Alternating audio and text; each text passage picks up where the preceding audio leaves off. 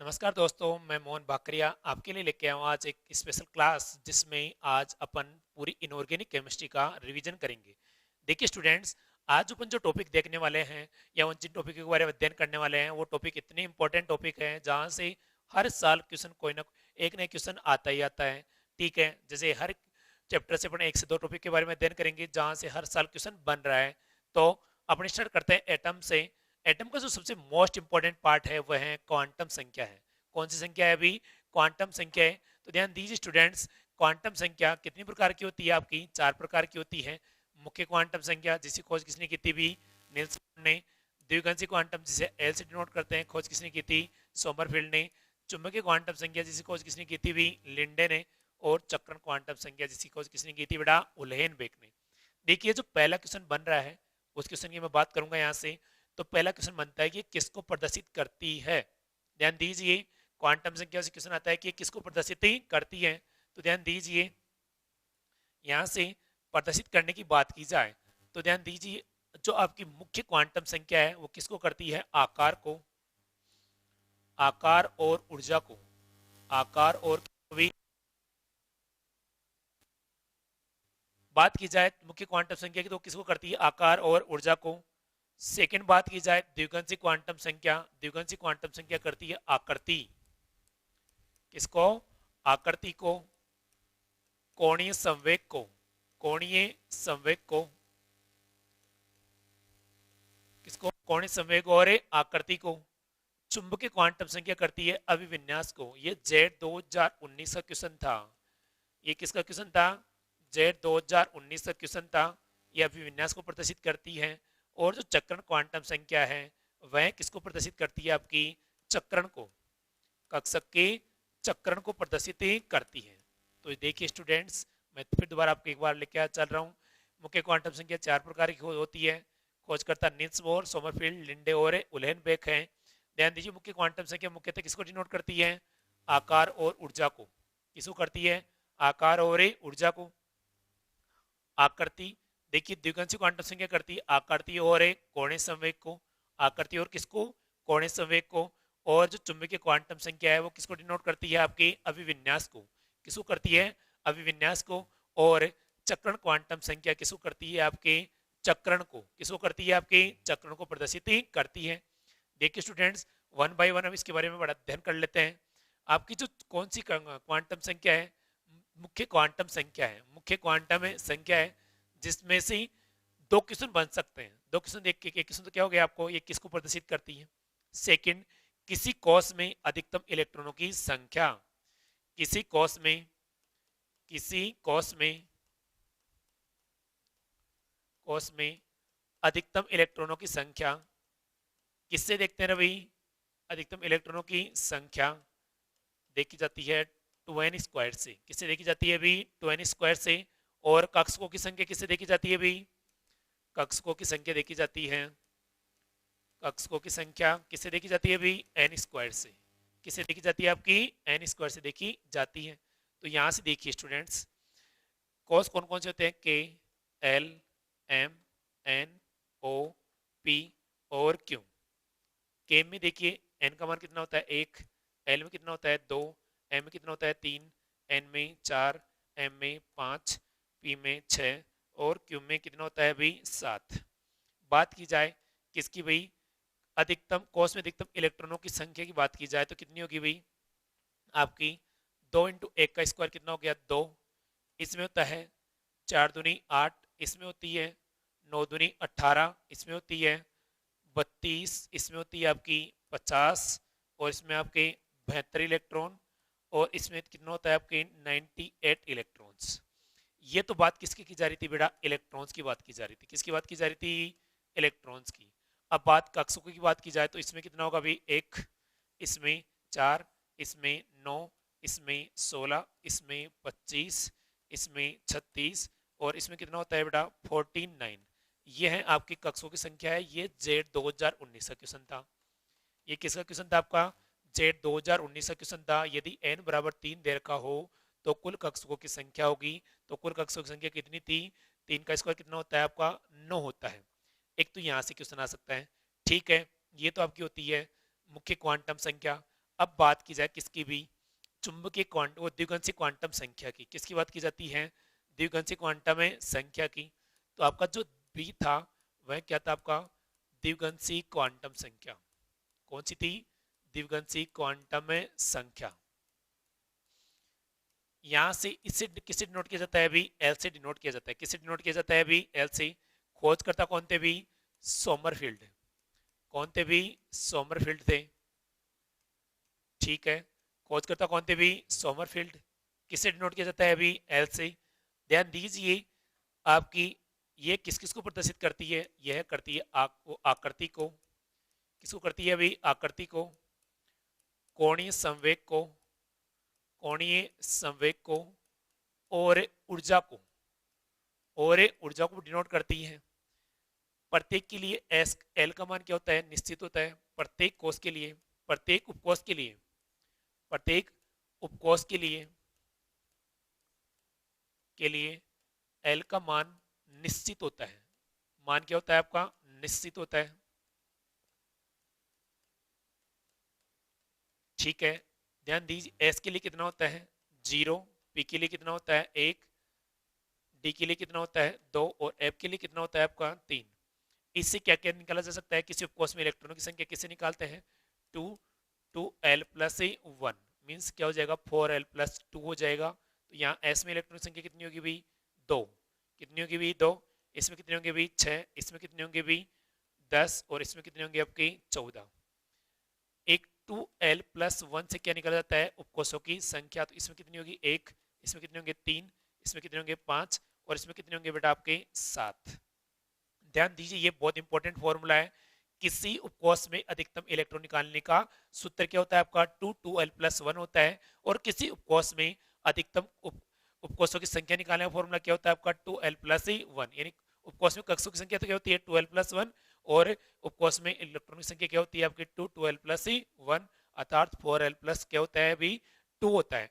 ये तो क्या होगी आपकी द्विगंशी क्वांटम संख्या। एग्जाम में जो क्वेश्चन पूछा जाएगा यहाँ से मोस्टली पूछने की संभावना अधिक है। फिर पूछ सकता है आपका 0 1 2 3 क्या होता है, इसके लिए एल का मान होता है। क्या होता है आपका, एल का मान होता है। ये इसमें क्या होती है, इलेक्ट्रॉनों की संख्या। और ये क्या होती है आपकी, कक्षकों की संख्या। ये क्या होती है आपकी, कक्षकों की संख्या। देख लिए स्टूडेंट्स आपने, यहां तक देखिए ये होती है आपकी चुंबकीय द्विगंशी क्वांटम संख्या। अगली जो क्वांटम संख्या पढ़ेंगे वह कौन सी पढ़ेंगे, आपकी चुंबकीय क्वांटम संख्या। बहुत इंपॉर्टेंट है, जेट 2019 में यहीं से क्वेश्चन आया हुआ है।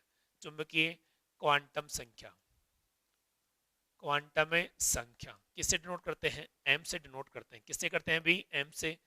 खोजकर्ता कौन थे भी, लिंडे। कौन थे भी, लिंडे थे। अब देखिए इसमें से क्या क्या है इंपॉर्टेंट, ध्यान दीजिए। एम का मान क्या होता है, एम को बताता है, किसको बताता है, ये अभिविन्यास को प्रदर्शित करती है। किसको प्रदर्शित करती है, अभिविन्यास को प्रदर्शित करती है। अभिविन्यास को प्रदर्शित ही करती है। ठीक है, आगे चीज समझ में आपको। पहली चीज तो किसको कर गई है, अभिविन्यास को प्रदर्शित कर गई। ध्यान दीजिए एम का मान सदैव क्या होता है, माइनस प्लस एल होता है। एम का मान सदैव क्या होता है, माइनस प्लस एल होता है। तो एस के लिए एम का मान कितना होता है आपका, 0। यह कक्षकों की संख्या को बताती है। तो 0 तो एक कक्षक होंगे। पी के लिए कितना होता है, माइनस प्लस 1 अर्थात क्या होगा आपका, माइनस का 1, 0 और 1 अर्थात कितने कक्षक होंगे, 3 कक्षक होंगे। तो इसके लिए -1, इसके लिए 0, इसके लिए क्या होता है 1। डी में देखिए क्या होती है, माइनस प्लस 2 होती है अर्थात क्या होगी, माइनस के 2, माइनस का 1, 0 1 और 2, 0 1 और 2 होता है। तो ध्यान दीजिए इसके लिए -1, ये वाला सिस्टम क्या होता है, इसके लिए होता है। एफ के लिए कितनी होती है यहाँ पे, -+3। माइनस प्लस क्या होता है आपका, 3 होता है। तो ध्यान दीजिए यहाँ से -3, -2, -1, 0 1 2 और 3। ये लीजिए, ये क्या होगा आपका, ये किसके लिए हो गया, आपके एफ के लिए हो गया। इसके एफ के लिए कितनी वैल्यू होती है, इसकी 7 वैल्यू होती है। एफ के लिए कितनी वैल्यू होती है, इसकी 7 वैल्यू होती है। तो यहाँ से अपन ने देख लिया, इसकी 7 वैल्यू देख ली। एग्जाम में जो पूछा जाएगा वो मोस्ट इंपॉर्टेंट पार्ट है आपका अभिविन्यास। क्या है आपका अभिविन्यास, जो जेट 2019 में पूछा गया क्वेश्चन है किसमें पूछा गया था? जेट 2019 में पूछा गया था। किसमें पूछा गया था? जेट 2019 में पूछा गया था क्वेश्चन है। ठीक है, यहां से आप पता लगा लेंगे। एक चीज आपको जो मैं इंपॉर्टेंटली बताना भूल गया वो देख लीजिए एक बार, कि एन की वैल्यू सदैव क्या होती है? एल से बड़ी होती है।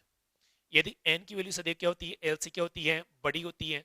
फॉर एग्जाम्पल देखेंगे कि एन, एल और एम का मान निकाल के देखते हैं। जैसे मेरे पास आ गया कि 4f6, क्या आ गया आपके लिए? 4f6। तो ध्यान दीजिए एन की वैल्यू तो क्या है जो आपको आगे दिखाई दे रही है? ये 4 है। ये तो क्या है मेरा? एन। एन बराबर कितना आ गया? 4। फिर एफ के लिए क्या देखते हैं? द्विगुणित क्वांटम संख्या देखते हैं। तो एफ के लिए एल का मान कितना आ गया आपका? कितना आ गया? 3। और 6 देर का है, छठे इलेक्ट्रॉन के लिए पूछा गया, तो एम का मान कितना होगा? देखिए यहाँ से 1 2 3 4 5 और ये 6, तो कितना जाएगा इसका? 2।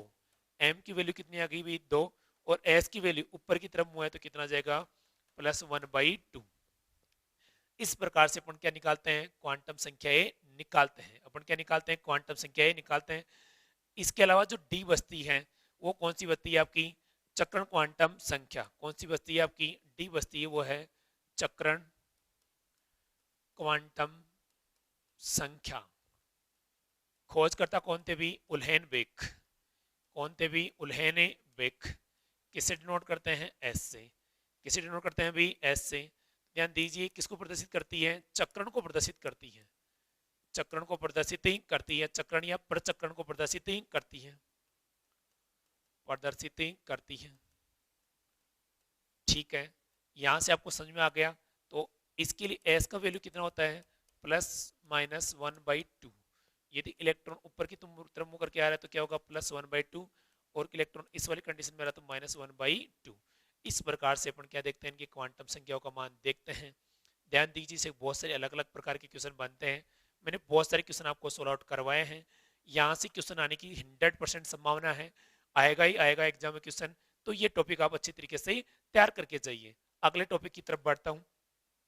तो अगला टॉपिक मेरा जो है कि एग्जाम में एटम से और कहां से क्वेश्चन आ सकते हैं। तो एटम में देखिए आपके कुछ सिद्धांत दे रखे थे। क्या दे रखे थे? आपके कुछ सिद्धांत दे रखे थे, जिसमें से आपका कौन सा है? प्लांक का क्वांटम सिद्धांत। प्लांक का क्वांटम सिद्धांत। ठीक है, ये क्या होता है? किसी विकिरण की ऊर्जा, किसी विकिरण की ऊर्जा किसके समानुपाती होती है? उसकी आवर्ती की क्या होती है? समानुपाती होती है। तो अर्थात यहाँ पे क्या होगा? इसका इसका मान क्या होगा कि ई समानुपाती न्यू। ई समानुपाती क्या होता है? न्यू। यहाँ से कह सकते हो कि ई बराबर h/λ। ये वाला फॉर्मूला तो किसका होता है? प्लांक का क्वांटम सिद्धांत का। ठीक है, आप उसको पास्टली पर रिवीजन कर रहे हैं। सेकंड बी पार्ट आता है मेरा डी ब्रोगली। डी ब्रोगली सिद्धांत। ठीक है, कौन सिद्धांत है? डी ब्रोगली सिद्धांत। ठीक है, ये जेट 2014 में पूछा गया क्वेश्चन था कि तरंगदैर्घ्य और संवेग में क्या संबंध होता है। तो देखिए तरंगदैर्घ्य लेमड़ा बराबर एच अपॉन क्या होता है? पी होता है। लेमड़ा बराबर क्या होता है? H upon P. और वैसे इसका रिलेशन निकाला जाए तो कैसा होगा कि लेमड़ा समानुपाती व्युत्क्रमानुपाती पी होता है। लेमड़ा व्युत्क्रमानुपाती क्या होता है? पी होता है। तो लेमड़ा बराबर क्या लिख देंगे? H upon P. और इसको लिखा जा सकता है H upon M V. H upon क्या लिखा जा सकता है? इसको एम वी लिखा जा सकता है। ये आपका डी ब्रोगली सिद्धांत था। नेक्स्ट सिद्धांत आया अपना, कौन सा आया था? नेक्स्ट सिद्धांत था आपका सी में था हाइजेनबर्ग। कौन सा सिद्धांत था? हाइजेनबर्ग का अनिश्चितता सिद्धांत। अनिश्चितता सिद्धांत। ठीक है, तो हाइजेनबर्ग का अनिश्चितता सिद्धांत में देखिए एग्जाम में 2015, 2016, 2017 में बारी बारी से रिपीट हुआ क्वेश्चन है कि किसी कण की स्थिति और संवेग की अनिश्चिति एक समय में एक साथ ज्ञात नहीं की जा सकती। एक साथ ज्ञात नहीं की जा सकती। तो del x dot del p, ध्यान दीजिए यहाँ से फॉर्मूला क्या होगा इसका? फॉर्मूला देखिए कि del x dot del p greater than equal to H upon 4 pi. या तो इस फॉर्म में आएगी, यदि वेग की फॉर्म में आई तो del x dot del v बराबर एच अपॉन 4 पाई एम। या इस वाले फॉर्मूले के रूप में यह एग्जाम में पूछा जाता है। ये एग्जाम में पूछा जाता है। ये वाली चीज ये तो आपके 3 सिद्धांत थे। इसके अलावा आपका कौन सा सिद्धांत, पाउली का अपवर्जन सिद्धांत। कौन सा सिद्धांत भाई, नंबर ई पे देखिए बेटा, डी पे देखिए, पाउली का अपवर्जन सिद्धांत। पाउली कौन सा सिद्धांत भाई, अपवर्जन सिद्धांत। डी था आपका पाउली का अपवर्जन सिद्धांत। ये मैं आपको बोल के बता देता हूं, पाउली का अपवर्जन सिद्धांत क्या कहता है। पाउली का अपवर्जन सिद्धांत कह रहा था कि किसी एक परमाणु की 2 इलेक्ट्रॉनों की चारों क्वांटम संख्या का मान क्या नहीं हो सकता, समान नहीं हो सकता। तो आपको ये देख के जाएंगी, किसी एक परमाणु की 2 इलेक्ट्रॉनों की चारों क्वांटम संख्या का मान क्या नहीं हो सकता, समान नहीं हो सकता। इसके अलावा आपका कौन सा है, हुंड का अधिकतम बहुलता का नियम। पहले समान चक्रण वाले, फिर उसके बाद में असमान चक्रण वाले। यदि ध्यान दीजिए, यदि पहले असमान चक्रण वाले वर्ग दिए गए तो वह हुंड के नियम की पालना नहीं करता। तो हुंड के नियम की पालना नहीं कौन नहीं करता, आपका ई कौन सा आता है, हुंड का नियम। हुंड का नियम, हुंड के नियम की पालना कौन नहीं करता, आपका C R, M O, W, C U, A G और A U. C U, A G और ए यू। इसके अलावा देखिए, अब इसके अलावा जो मोस्ट इंपॉर्टेंट पार्ट आया आपका एफ, उसे मैं कहूंगा आपबहु सिद्धांत। आपबहु सिद्धांत, ठीक है, या कह सकते हैं एन प्लस एल का नियम।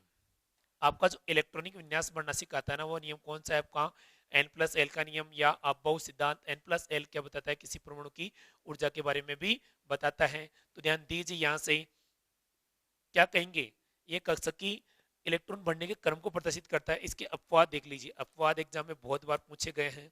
तो वही है C R, M O, W, C U, A G, A U, C U, A G, A U, A G, A U और पी डी। ध्यान दीजिए, अबोह सिद्धांत किसे कहते हैं, कि जिसकी ऊर्जा का मान क्या होता है, कम होता है, सर्वप्रथम उसमें इलेक्ट्रॉन भरे जाते हैं, तत्पश्चात उससे अधिक ऊर्जा वाले या उससे अधिक ऊर्जा वाले कक्षों में इलेक्ट्रॉन भरे जाते हैं। ये क्या कहलाता है आपका, अपबहु सिद्धांत कहलाता है। क्या कहलाता है आपका, अपबहु सिद्धांत ही कहलाता है। इस प्रकार पहले चैप्टर में से जहां जहां से क्वेश्चन इंपॉर्टेंट बन रहे थे, मैंने आपको सारी जगह बता दी है। आप इसको एग्जाम से पहले सही तरीके से तैयार करके जाइए। अगला देखिए, अगला पार्ट आता है मेरा, या अगला जिसे कहते हैं चैप्टर आता है, वह आता है आपका केमिकल बॉन्डिंग।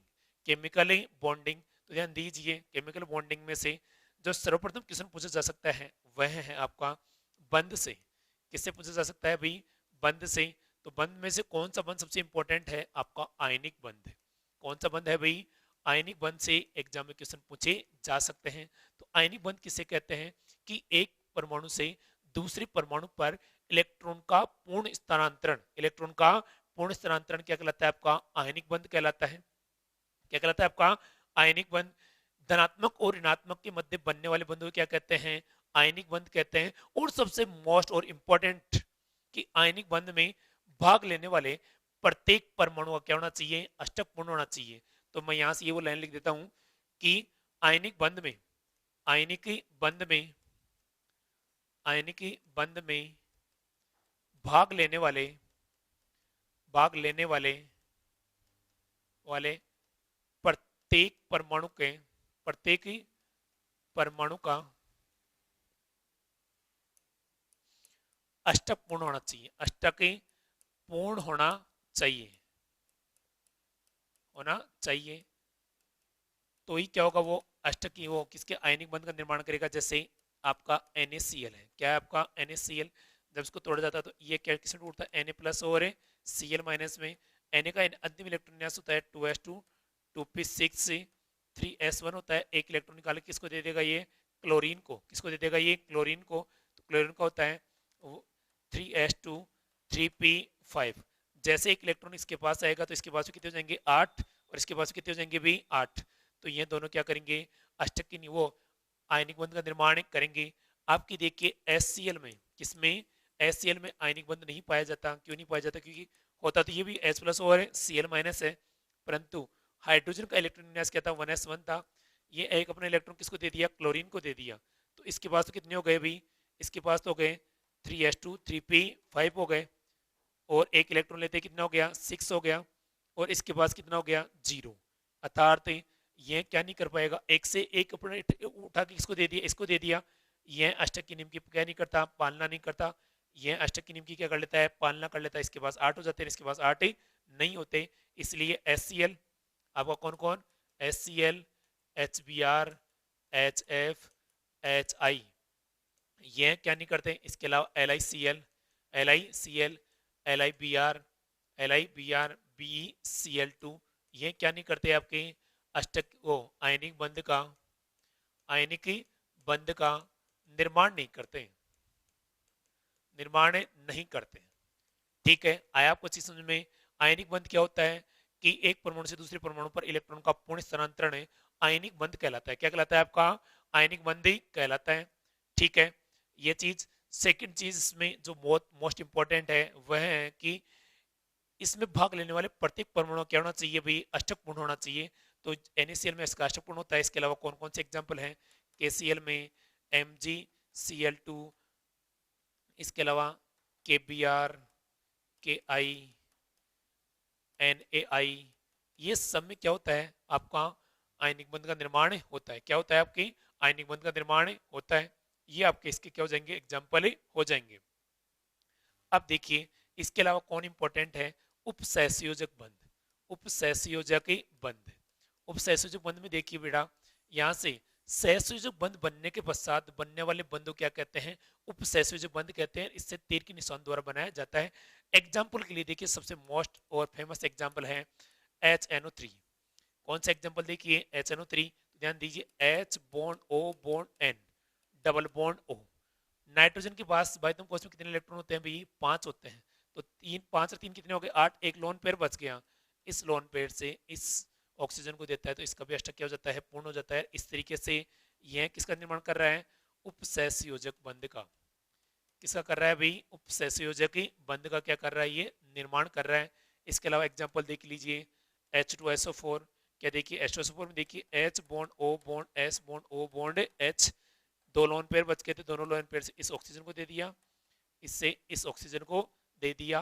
तो ये दो उपसहसंयोजक बंधों का क्या कर रहा है, निर्माण कर रहा है। क्या कर रहा है, ये निर्माण कर रहा है। तो इस प्रकार से उपसहसंयोजक बंध से भी क्वेश्चन पूछे जा सकते हैं। एक क्वेश्चन ये भी पूछा जा सकता है कि निम्न में से किसमें उपसहसंयोजक, सहसंयोजक और आयनिक बंध होगा। जैसे एग्जांपल है आपका NH4Cl, जैसे आपका एग्जांपल है NH4Cl। तो NH4 में NH4 जो प्लस होता है उसमें कौन सा, सहसंयोजक, सहसंयोजक, और कौन सा पाया जाता है, उपसहसंयोजक। ये दोनों बंध पाए जाते हैं। ठीक है, और NH4 प्लस और Cl माइनस में कौन सा पाया जाता है, आपका आयनिक। तो NH4Cl में आयनिक, उपसहसंयोजक और सहसंयोजक बंध पाए जाते हैं। यह एग्जाम की दृष्टि से बहुत ही इंपॉर्टेंट एग्जाम्पल है। अब देखिए एग्जाम्पल और कौन से एग्जाम्पल्स हैं जहां से एग्जाम में क्वेश्चन पूछे जा सकते हैं, या कौन से पॉइंट है। बंधों की बात करूं मैं, तो बंधों में से सबसे इंपॉर्टेंट बंध और एक और है आपका, वह है कौन सा, हाइड्रोजन बंध।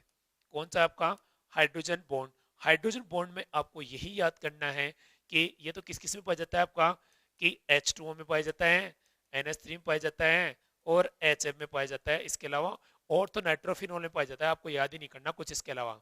क्या क्या किस किस में पाया जाता है, और तो नाइट्रोफिनॉल में पाया जाता है, H2O में पाया जाता है, NH3 में पाया जाता है, और HF में पाया जाता है। ठीक है, यहाँ तक किसी बच्चे को कोई दिक्कत है, नहीं है दिक्कत, तो आगे चलते हैं। पर आगे अपना पार्ट आता है केमिकल बॉन्डिंग से संकरण। केमिकल बॉन्डिंग से कहां से आएगा आपका, संकरण से डेफिनेटली क्वेश्चन पूछा जाएगा। या तो इसकी आकृति पूछी जाएगी जो विस्पर सिद्धांत से पूछी जाती है, या क्या पूछा जाएगा, इसका एग्जाम्पल निकाला जा सकता है। तो देखिए संकरण में देखिए आपके जो संकरण, जो मोस्ट इंपॉर्टेंट संकरण है वह कौन कौन से हैं, sp, sp2, sp3 और sp3d और dsp2। सबसे इंपॉर्टेंट तो आपको आकृतियां पता होनी चाहिए सभी की। sp की आकृति कैसी होती है आपकी, रेखीय। कैसी आकृति होती है, रेखीय। इसकी कैसी होती है, समतल त्रिकोणीय, समतले त्रिकोणीय। इसकी कैसी होती है, चतुष्फलकीय, चतुष्फलकीय। ठीक है, इसकी कैसी होती है, त्रिकोणीय द्विपिरामिडीय, त्रिकोणीय द्विपिरामिडीय। त्रिकोणीय कैसी होती है, द्विपिरामिडीय। इसकी कैसी होती है, वर्ग समतलीय। इसकी कैसी होती है, वर्ग समतलीय। ये आपको ये चीज बता दो आपको, ये जो संरचनाएं हैं वो बारी बारी से एग्जाम्पल में एग्जाम में पूछी जाती हैं। संकरण में भाग कौन कौन लेता है? संकरण में जो भाग लेते हैं मैं उसके बारे में आपको चर्चा कर दूं यहाँ से। संकरण में केवल सिग्मा और लोन पेयर, सिग्मा और लोन पेयर भाग लेते हैं, इसके अलावा कोई भाग नहीं लेता। आपका पाई इलेक्ट्रॉन इसमें कभी भाग नहीं लेता। इसके एग्जाम्पल की बात करूं मैं, एक एक एग्जाम्पल सभी का बता देता हूं आपको। जैसे एसवी संकरण की बात की जाए तो मैं एससीएन लेता हूँ, बहुत अच्छा एग्जाम्पल है। क्या लीजिए, एससीएन ले लीजिए। तो एच का देखिए, जब इसकी स्ट्रक्चर बनाते हैं H bond C triple bond N, H bond C triple bond N आ गया। तो ध्यान दीजिए यहाँ पे दो तो पाइबंद बन रहे हैं और दो ही क्या बन रहे हैं, सिग्मा। तो दो सिग्मा आएगा तो क्या आएगा आपका एसपी, क्या आएगा आपका एसपी बन जाएगा। इसके अलावा इसका देखिए, इसका देखेंगे तो मैं बात करता हूँ किसके एग्जाम्पल की, SO2 की बात करता हूँ। किसकी बात करते हैं पढ़े, SO2 की बात करते हैं। SO2 की शेप कैसी होती है, कोणीय होती है। कैसी होती है अभी, कोणीय होती है। क्यों होती है, सल्फर डबल बॉन्ड हो, डबल बॉन्ड हो, एक लोन पेयर बच गया, तो एक लोन पेयर और दो सिग्मा, एक लोन पेयर और दो सिग्मा, ऐसी वाली कंडीशन में इसकी कोणीय आकृति पाई जाती है। कैसी आकृति पाई जाती है भाई, कोणीय आकृति पाई जाती है। अब देखिए इसके अलावा अपन एग्जांपल ले और, तो आपका जैसे BF3 है, BF3 की आकृति कैसी पाई जाती है, समतल त्रिकोणीय पाई जाती है, क्योंकि इसमें तीन ही क्या पाए जाते हैं, सिग्मा बंध पाए जाते हैं। इसके अलावा sp3 में देखिए, sp3 में आपका एग्जांपल ले सकते हैं यहाँ से CH4। इसके अलावा आप एग्जांपल ले सकते हो C2H6 ले सकते हो, C2 क्या ले सकते हो, H6 ले सकते हो, NH4 प्लस ले सकते हो, NH4 क्या ले सकते हो, प्लस ले सकते हो। ये इसके एग्जांपल हो गए। sp3d की बात करूं तो मैं यहाँ से देखिए आपका कौन सा संकरण पाया जाएगा इसमें, संकरण sp3d है तो आपका एग्जांपल है PCl5, पंचकोणीय द्विपिरामिडीय, पंचकोणीय त्रिकोणीय द्विपिरामिडीय किसकी आकृति होती है आपकी, sp3d की आकृति होती है। dsp2 क्या आकृति कैसी होती है आपकी, वर्ग समतलीय। कैसी आकृति होती है आपकी, वर्ग समतलीय। एग्जांपल में देखिए NiCN4, NiCN4 माइनस का 2, इसका क्या है एग्जांपल है। और इस एग्जांपल के तहत आप किसकी आकृति कैसी होती है, वर्ग समतलीय होती है। और यहाँ इसमें संकरण कौन सा पाया जाता है आपका, DsP2 संकरण पाया जाता है। इस प्रकार देख सकते हैं कि संकरण से एग्जाम में क्वेश्चन बहुत बार पूछे गए हैं, अब की बार पूछे जाएंगे। आप अच्छे से तैयार, अच्छी तरीके से इसको पॉइंट को क्या कर लीजिए, तैयार कर लीजिए। अगला पॉइंट आता है इसमें MOT सिद्धांत से। किससे आता है आपका, MOT सिद्धांत से, मोलिकुलर ऑर्बिटल थ्योरी से। किससे आता है आपका, मोलिकुलर ऑर्बिटल थ्योरी से। आणविक कक्षक सिद्धांत से 100% क्वेश्चन आने वाला है, मैं आपको फिर कह दूं। तो यहाँ से कुछ पॉइंट्स देख लीजिए कि बंध लंबाई, ध्यान दीजिए, बंध लंबाई बंध क्रम की क्या होती है, व्युत्क्रमानुपाती होती है। क्या होती है, बंध क्रम के व्युत्क्रमानुपाती। बंध लंबाई बंध क्रम के व्युत्क्रमानुपाती होती है। बॉन्ड लेंथ BL लिख दूं यहाँ से, बॉन्ड लेंथ व्युत्क्रमानुपाती। बॉन्ड ऑर्डर कि जैसे जैसे बॉन्ड ऑर्डर बढ़ेगा वैसे वैसे बॉन्ड लेंथ क्या होगी, घटेगी। आपको कोई तरीका याद नहीं आ रहा है, कुछ भी आपको समझ में नहीं आ रहा है, तो मैं आपको जो ट्रिक बता रहा हूँ उस ट्रिक पे ध्यान दीजिए, बहुत ही इंपॉर्टेंट है और एग्जाम में आपके काम आने वाली है। तो आपके जो सीधे सीधे मैं कुछ अणु लिख देता हूँ। ध्यान दीजिए, पहली बात एमोट सिद्धांत में एक अणु की व्याख्या की जाती है और वेबिटी सिद्धांत में एक परमाणु की व्याख्या की जाती है। यहाँ से एक अणु की व्याख्या की जा रही है H2, इसके अलावा देखिए He2, Li2, Be2, B2, C2, N2, O2। आपका इसके अलावा देखिए F2 और Ne2।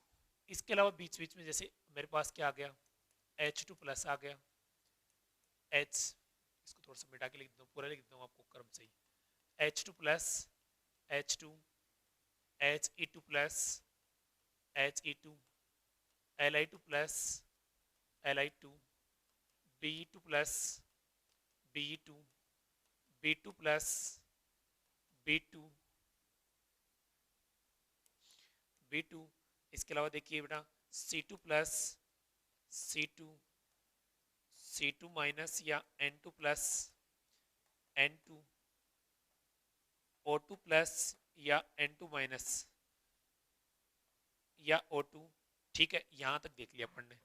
इसमें इलेक्ट्रॉनिक संख्या कितनी है, एक रेख एक, इसमें कितनी है दो, इसमें कितनी है तीन, इसमें कितनी है चार, इसमें कितनी है पाँच, इसमें कितनी है छः, इसमें कितनी है सात, इसमें आठ, इसमें नौ, इसमें 10, इसमें 11, इसमें 12, इसमें 13, इसमें 14, इसमें 15 और इसमें कितना आ रहा है आपका 16। सब बैठ के घर बैठ के निकालेंगे। ये मैं आपको बता रहा हूँ कि यहाँ पे इलेक्ट्रॉनों की संख्या काउंट करेंगे तो इतनी ही आएगी जितनी मैंने आपको बताई है। ध्यान दीजिए इसका बॉन्ड ऑर्डर कितना आएगा 0.5, क्योंकि एक में देखिए बॉन्ड ऑर्डर का फॉर्मूला क्या होता है कि NB minus NA upon 2 means आपका क्या होता है नॉन स्टार, नहीं स्टार माइनस से नॉन स्टार, स्टार माइनस से नॉन स्टार बटे 2, स्टार माइनस नॉन स्टार बटे 2 इसका क्या होता है आपका फॉर्मूला होता है। तो इसमें 0.5, इसका 1, इसका 0.5, इसका 0। ध्यान दीजिए HE2 एग्जाम में आपका ये कह सकते हैं कि ये नीट 2020 था। ये क्या था आपका नीट 2020 था कि निम्न में से किसका अस्तित्व नहीं है, तो आपका किसका अस्तित्व नहीं है जिसका बॉन्ड ऑर्डर 0 आ जाता है उसका अस्तित्व नहीं होता है। तो ये इसकी बॉन्ड ऑर्डर कितना है आपका 0 है, इसका कितना आएगा 0.5, इसका 1, इसका 0.5, इसका 0।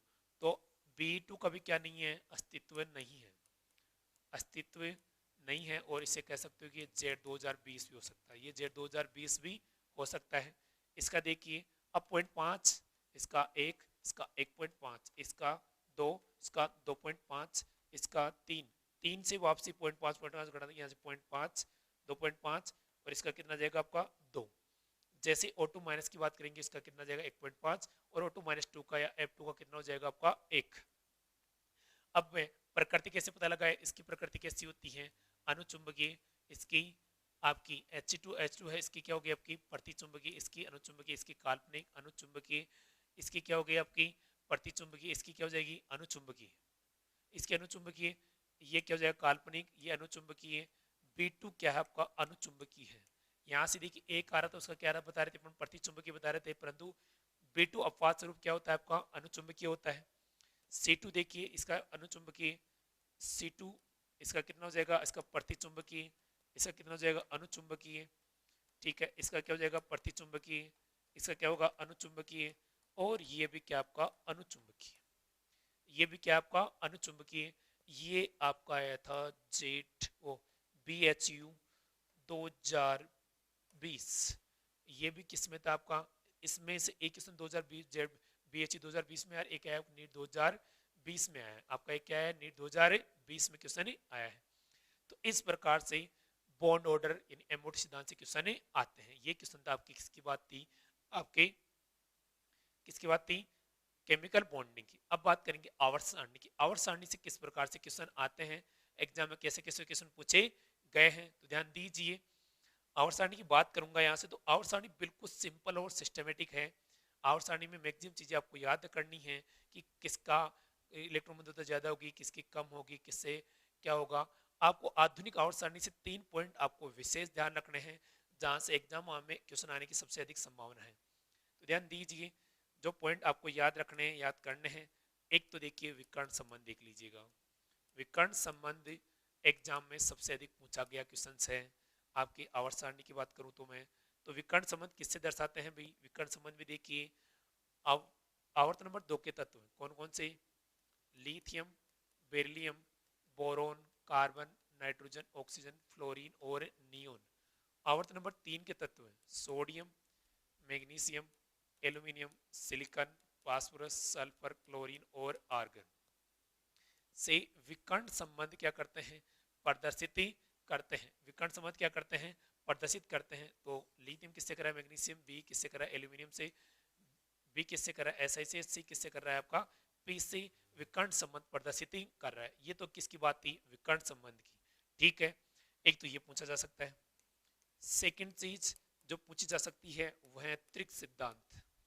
त्रिक सिद्धांत, तो त्रिक सिद्धांत क्या कहता है, त्रिक सिद्धांत में किसी एक त्रिक में प्रथम और अंतिम तत्व की अणुभार का औसत द्वितीय की क्या होता है बराबर होता है। जैसे एग्जांपल में ले लिया लीना के, क्या ले लिया पढ़ने लीना के ले लिया, तो लिथियम का कितना होता है 7 परमाणु भार, इसका कितना होता है आपका 39, दोनों का योग करेंगे 7 प्लस 39 बटे 2 कितना होता है 46 बटे 2 मीन्स कितना आ गया आपका 23। तो सोडियम का परमाणु भार कितना आ जाता है आपका 23। आपके समझ में आया, कहाँ कोई दिक्कत थोड़ी है। तो इसका परमाणु भार कितना जाता है आपका 23 से आ जाता है। अब नेक्स्ट देखिए, इसमें और क्या पूछा जा सकता है, और इंपॉर्टेंट चीज, आधुनिक आवर्त सारणी किस पे आधारित है? आधुनिक आवर्त सारणी, पहली बात तो इससे पहले मैं आवर्त सारणी से पहले इलेक्ट्रॉनिक विन्यास बताता हूँ आपको। ब्लॉक का इलेक्ट्रॉनिक विन्यास,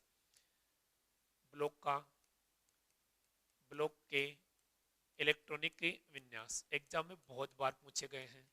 लास्ट ईयर डी ब्लॉक का इलेक्ट्रॉनिक विन्यास पूछा गया था, तो आपका देखिए पहले एस का कितना होता है, एनएस 1 से 2, ये क्या होता है आपका एस उपकोष का या एस ब्लॉक का इलेक्ट्रॉनिक विन्यास। पी ब्लॉक की बात की जाएगी तो NS2 NP1 to 6, ये किसका आता है आपकी पी ब्लॉक का इलेक्ट्रॉनिक विन्यास। फिर बात की जाए डी ब्लॉक की, तो डी ब्लॉक के कैसा आता है NS1 से 2 N-1 D1 to 10, ये किसका आता है आपके डी ब्लॉक का इलेक्ट्रॉनिक विन्यास। फिर बात की जाएगी ए ब्लॉक की, तो ए ब्लॉक में क्या आता है NS2, 0 से 2 कह सकते हो NS में, 0 से 2, ध्यान दीजिए N-1 D N-1 D 1 to 2 और N-2 F 1 to 14, ये किसका होता है आपका एफ ब्लॉक का इलेक्ट्रॉनिक विन्यास से होता है। यहाँ से एग्जाम में बहुत बार पूछा गया है। अब देखिए इसके अलावा क्या पूछा जा सकता है, आपकी आधुनिक आवर्त सारणी है, आधुनिक आवर्त सारणी है। आधुनिक आवर्त सारणी किसके द्वारा किस पे आधारित है भाई, वह है परमाणु क्रमांक पे आधारित है। किस पे आधारित है भाई, परमाणु क्रमांक पर आधारित है, पर आधारित, ठीक है। ये किस पे आधारित है भाई, परमाणु क्रमांक पर आधारित है। इसके अलावा ध्यान दीजिए आयनन विभव, आयनन विभव, विभव, विद्युत ऋणता, विद्युत ऋणता और आकार से एग्जाम में क्वेश्चन पूछा जाएगा, तो इसको आप बारी बारी से देखिए और पढ़ने की कोशिश कीजिए, जो एग्जाम में आपके क्वेश्चन अच्छी तरीके से सोल्व आउट हो सके। आगे देखेंगे अपन इसके, देखिए आज अपन ने 3 चैप्टरों का अपन ने इसमें रिवीजन कर लिया है। सेकंड क्लास में जो मैं कल आपके लिए लेके आ रहा हूँ, उसमें आपकी जो बची इनऑर्गेनिक केमिस्ट्री है उसका अपन क्या कर पाएंगे, रिवीजन कर पाएंगे। धन्यवाद।